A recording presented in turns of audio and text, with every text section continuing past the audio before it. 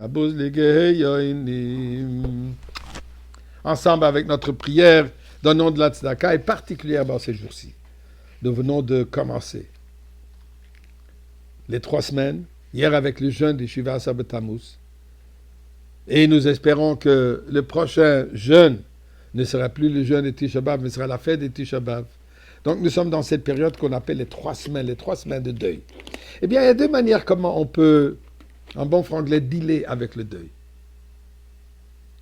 On peut mettre toute l'attention, tout le focus sur le deuil, ou comment on peut penser au bien qui sort de ce moment de défi. Eh bien, le pasuk de nous dire Tzion b'mishpat tipade v'shaveh b'tzedaka. Tzion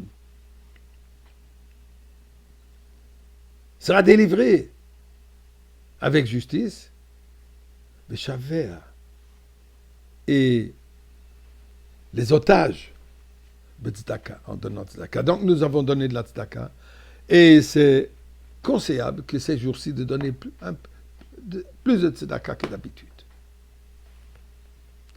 Intéressant, un dialogue entre Akadosh Baruch Hu, entre Dieu lui-même et le prophète Yecheskel. Le prophète Yecheskel, nous savons que Dieu lui a montré l'image du 3e Beth Amikdash. Et le Midrash de nous dire la chose suivante. Dieu lui dit, avant de lui montrer l'image du Beth Amikdash, dit Haged et Beth Israël, dis au peuple juif, raconte au peuple juif, à propos du 3e Beth Amikdash, montre-leur ce que tu as vu, explique-leur ce que tu as vu, les dimensions et tout ce que tu as vu dans cette image que je t'ai montrée du Beth Amikdash. Dis-le leur. Yecheskel, le prophète, répond à Kadosh Baruch Hu, il dit à Dieu, Ribbon Shelolam, maître de l'univers,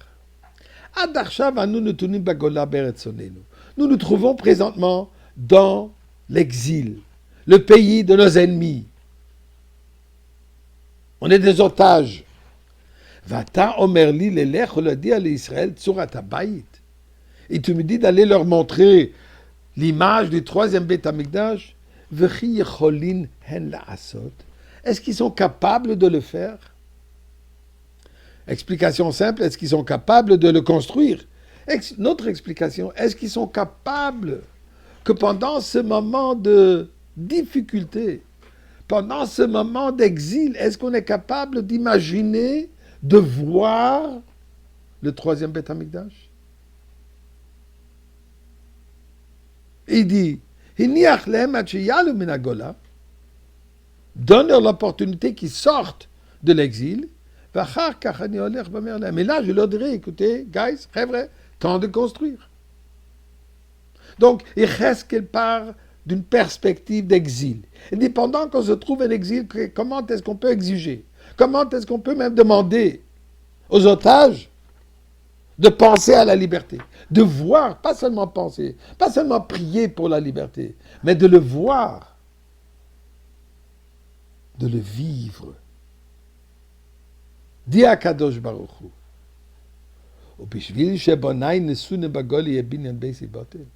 est-ce que puisque mes enfants effectivement sont en exil, mais c'est pas une raison pourquoi la construction de Beth Amikdash n'est pas lieu? Comment? Mais on est en exil, on ne peut pas le construire. Dis à Kadosh Baruch Hu, Godol kriyasa b'Torah kebinyona. Étudie, parle-en, discute. Voilà en 3 dimensions. Dessine. Vis avec cette optique, avec cette réalité de la construction du Beth Amikdash. Et Dieu continue. L'Echamorlem va leur dire Vit asku likrot surat habayit batorah. Qu'ils étudient les dimensions, les chambres, le plan, l'architecture, tel que c'est décrit dans la Torah, du 3e Beth Amikdash, au Bischar Kriyata, Shit Asku Likrot Ba, Animale Alehem Kilohem Oskim Bebedian Abayit.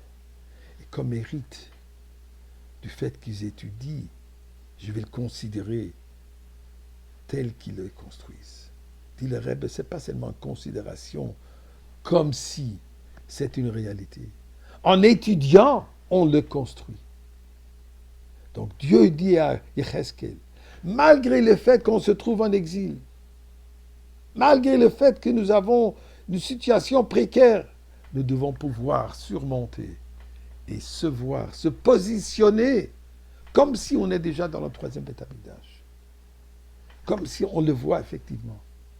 Et mener notre vie en conséquence. Ceci précipite la construction du Beth Amikdash qu'on aura aujourd'hui, Bezrat Hashem.